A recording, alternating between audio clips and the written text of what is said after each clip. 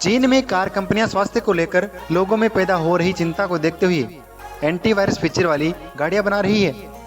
नई मॉडल्स का मकसद केबिन के अंदर वैसा ही प्रोटेक्शन मुहैया कराना है जैसा कि आपको मास्क पहनने पर मिलता है।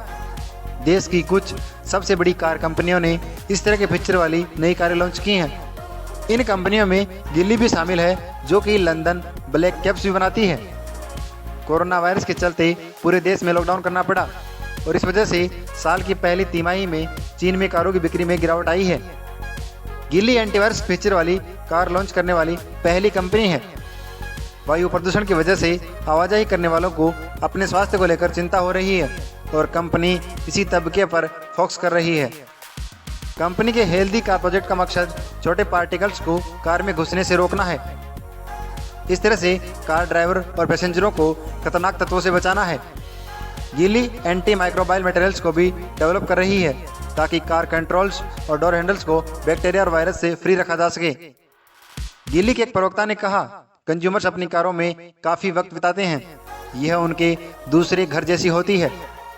स्वास्थ्यवर्धक उत्पादों को बनाने के जरिए ही हम एक अच्छी जिंदगी की कंज्यूमर्स की डिमांड को पूरा कर सकते हैं।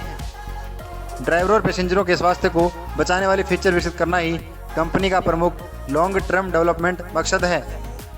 गिल्ली की नई कार की कॉन्टैक्ट लेंस डिलीवरी के लिए कंपनी ने ड्रोन का इस्तेमाल कर रही है ताकि ग्राहकों को चाबियां पहुंचाई जा सकें। ब्रिटेन के आइकॉनिक ब्रांड MG के मालिक SAIC ने एक अल्ट्रावायलेट लैंप का ऑप्शनल फीचर जोड़ा है। यह लैंप कार के एयर कंडीशनर सिस्टम के जरिए आने वाली हवा को स्टरलाइज करता है। प्रतिस्पर्धी कार कंपनी गुआंगझो ऑटोमोबाइल एक नया 3 स्तरीय एयर फिल्टर सिस्टम अपनी कई नई कारों में ला रही है। Research firm Frost and Sullivan को लगता है कि यह नए उपाय महज चालाकी नहीं है। सुलिवान के मोबिलिटी एक्सपर्ट विवेक वेद कहते हैं, कारों में हेल्थ, वेलनेस और वेल बीइंग फीचर्स बनाने पर निश्चित तौर पर फोकस है। इन फीचरों का डेवलपमेंट पहले ही चल रहा था, लेकिन कोविड-19 ने इसे और ज़्यादा तेज कर दिया। न केवल इन फीचर से हाइजीन और स्वास्थ्य मसलों को हल करने की कोशिश की जा रही है, बल्कि आने वाले वक्त में ब्रांड्स और मॉडल्स के लिए प्रमुख डिफरेंटर साबित होंगे।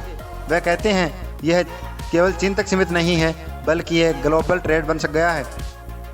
हालांकि चाइना मार्केट रिसर्च ग्रुप के मैनेजिंग डायरेक्टर साउन रियान ने इस बात से सहमत नहीं हैं कि कंपनियां कोविड-19 के डर का फायदा उठाने की कोशिश में हैं।